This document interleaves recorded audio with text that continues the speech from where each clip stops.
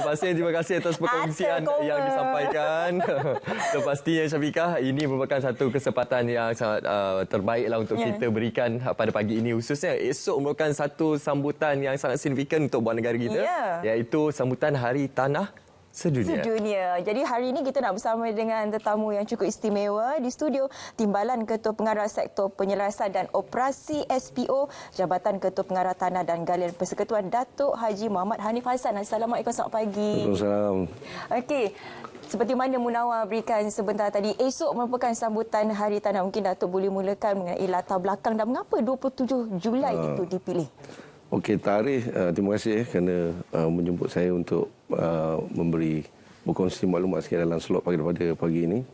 Actually, signifikan tarikh 27 Julai itu, yang pertama ialah 27 Julai itu adalah tarikh yang kita raikan untuk Hari Tanah Negara pada setiap tahun. Dan yang ketiga, 27 Julai 1896 itu adalah tarikh di mana Pesuruhjaya Tanah dan Galian Federated State yang pertama di Negeri Melayu Bersekutu yang telah dilantik pada 27 Julai 1896 itu. Dan Hari Tanah Negara ini juga telah mendapat mandat daripada Jemaah Menteri, iaitu Cabinet Approval pada tahun 2016. Jadi setiap tahun pada 27 hari bulan Julai ini akan diadakan Hari Tanah Negara ini lah. Okey, itu dia sedikitlah latar belakang berkenaan sambutan Hari Tanah Negara 2022. Betul. Jadi Datuk mungkin boleh kongsikan juga bagaimana dari segi kepentingan, signifikan sambutan Hari Tanah Negara ini kepada pentadbiran tanah di negara kita, Datuk. Okey, actually kami di Jabatan Ketua Pengarah Tanah dan Galian Persekutuan yang di bawah Kementerian Tenaga dan Sumber Asli sebenarnya bertanggungjawab untuk menganjurkan Hari Tanah Negara ini bagi memberi pengiktirafan, penghargaan kepada sumbangan dan jasa baik serta pengembangan pentadbir tanah ni. Komuniti pentadbir tanah ni bagaikan satu keluarga yang mana ianya juga menjadi platform di antara kerajaan persekutuan dan kerajaan negeri berjumpa di kalangan pentadbir tanah ni untuk bertukar-tukar pandangan dan idea bagi memantapkan lagi urusan pengurusan dan pentadbiran tanah. Yang mana komuniti pentadbir tanah ni samalah seperti keluarga Malaysia jugalah, seperti mana yang telah diperkatakan oleh Yang Amat Berhormat Perdana Menteri kita, Datuk Seri Dr. Ismail Sabri Yaakob. Kita difahamkan sambutan Hari Tanah Negara 2022 ini merupakan sambutan kali ke-6. Jadi mungkin Datuk boleh terangkan apakah perbezaan sambutan untuk kali ini, Datuk? Okey. Kali yang ke-6 ni sebenarnya kita pertama-tama kita bersyukurlah kerana kita hampir 2 tahun berada dalam fasa pandemik COVID dan juga MCO, PKP. Dan kita tidak dapat mengadakan secara fizikal. Dan pada kali ini kita dapat mengadakan secara fizikal di mana kita dapat mengumpulkan lebih kurang 500 penyertaan termasuk dengan pentadbir tanah yang juga pada kali ini kita juga dapat menjadikan platform Hari Tanah Negara ini sebagai satu wadah di mana pentadbir tanah di peringkat kerajaan negeri dan juga persekutuan dapat bertukar-tukar pandangan, bertukar-tukar idea dan juga meningkatkan networking atau sharing of info. Jadi itulah antara yang kita rasakan pada kali ini yang kita dapat mengadakan secara fizikal yang mana lebih kata orang lebih konklusif lagi untuk kita berjumpa selain daripada sebelum ni kita berada dalam keadaan Zoom dan online dalam talian dalam talian. Sudah pastinya Datuk, berdasarkan penerangan yang diberikan oleh Datuk tadi, ianya akan disambut secara besar-besaran, secara fizikal, tidak seperti tahun-tahun kita berdepan dengan pandemik COVID-19 sebelum ini. Jadi bagaimana dari segi pengisian programnya, Datuk? Kita difahamkan juga terdapat persidangan pentadbiran tanah. Jadi penerangan daripada Datuk. Okey, dari segi pengisian program ni sebagaimana biasa ianya terbagi kepada beberapa segmen. Yang pertama dia akan dirasmikan sambutan Tanah Negara ini oleh Yang Berhormat Datuk Seri Tauhidin Hasan, Menteri Tenaga dan Sumber Asli, iaitu pada 31 Julai malam di Hotel Everly Putrajaya. Dan pada keesokan harinya adalah hari kejadian di mana persidangan itu akan diadakan pada 1 Ogos di Dewan Damansari 1 dan 2 Blok F8 Komplek F Putrajaya. Di mana pada persidangan yang tersebut akan diadakan juga pameran inovasi-inovasi pengurusan dan pentadbiran tanah yang terpilih. Dan bagi sesi tersebut juga akan diadakan sesi pembentangan kertas, iaitu 3 kertas kerja dan 1 plenary session. Yang mana the plenary session ni akan moderatekan oleh saya sendirilah. Di sebelah petang. Okay. Dan antara kertas yang akan kita bincangkan pada hari tersebut ialah kertas pertama, kalau boleh saya baca di sini, Kerajaan Digital, iaitu cabaran dan hala tuju oleh Unit Pembenahan Tadbiran dan Perancangan Bersama Malaysia mampu. Kertas pertentangan kedua ialah berkaitan dengan keselamatan, persejalan dan tanda tangan digital oleh SKMM.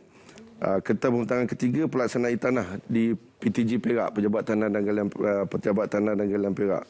Dan sesi plenary ini adalah satu sesi di mana kita akan membincangkan adakah negara bersedia menerima pentadbiran tanah elektronik sepenuhnya. Yang mana antara panelis dia terdiri daripada Jabatan Ukur dan Pemetaan, JUPEM, Google, Jabatan Tanah dan Survey Sarawak dan juga unit khas ni dalam Polis Diraja Malaysia yang berkaitan dengan scam land dan sebagainya.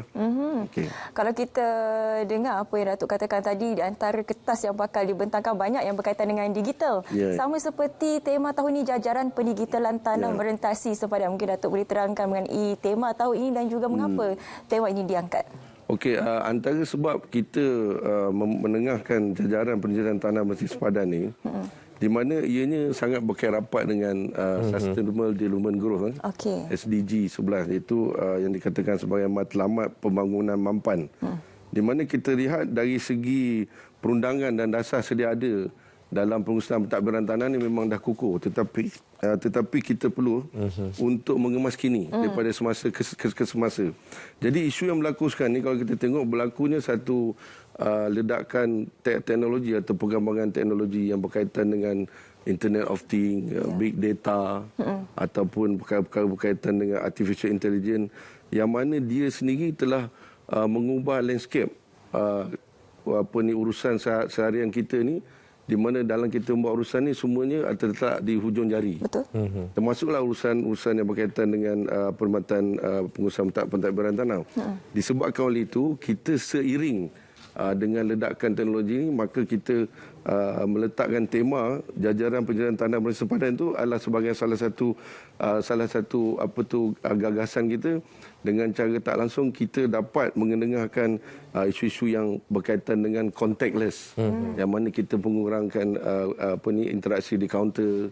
Kemudian kita dapat pada masa sama kita dapat meningkatkan kutipan hasil kerajaan negeri dan juga mengurangkan keterisan hasil, dan juga dapat pada masa yang sama berkongsi dengan rakyat di atas inovasi-inovasi baru dalam perkhidmatan tanah itu sendiri. Dari pihak Datuk sendiri, apa antara penambahbaikan, pembaharuan yang telah dilaksanakan ataupun yang akan dilaksanakan bagi kita memastikan pembaharuan di sudut pentadbiran tanah kita untuk kekal relevan dengan peredaran masa, Datuk? It's a very good question. Sebenarnya kita di Jabatan Ketua Pengarah Tanah dan Galian ni, sebagai main regulatory body ni, telah mengambil beberapa inisiatif lah. Antara lainnya, kita telah dalam proses untuk mengkaji dan juga meneliti beberapa perkara yang berada dalam kanun tanah negara itu, di mana kita nak meletakkan electronic framework ni sebagai asas kepada pengurusan dan pentadbiran tanah di Malaysia. Itu yang pertama. Yang kedua, kita juga ke arah pendigitalan urusan pentadbiran tanah ni, di mana kita telah memperkenalkan elektronik tanah ataupun e-tanah. Di mana urusan sekarang ni tak perlu di kaunter, yang banyak kita boleh lakukan di rumah atau di mana saja di merata dunia ni, yang juga dapat mengurangkan kesesakan, tapi dapat meningkatkan kecekapan dan produktiviti pejabat tanah itu sendiri, di samping meningkatkan hasil kepada negara dan juga memberi banyak kepuasan kepada pelanggan dan merancakkan ekonomi dan ekosistem bisnes itu sendiri. Dan perkara ini juga telah diberi recognition oleh World Bank dalam Ease of Doing Business on Registering Property, dan juga pencapaian e-tanah ini telah memudahkan banyak urusan tanah. Iaitu sekarang ni kita kalau ikutkan di Pejabat Tanah Galian Wilayah Persekutuan Kuala Lumpur, Putrajaya Labuan dan juga Perak yang mana telah go live e-tanah kita sepenuh yang boleh kita gunakan daripada semasa ke semasa untuk kesedaran rakyat. Yang ketiga berkaitan dengan akta hak milik serata yang mana serata ni lah berkaitan dengan berbilang tingkat dan sebagainya. Kita dalam proses untuk meminda dan mengkaji Akta Hak Milik Serata 1985 ini dilangkan dalam proses penambahbaikan yang akan memberi banyak benefit juga kepada pengguna. Dan yang terakhir sekarang ni kita juga telah meminda rang undang-undang berkaitan harta pusaka kecil.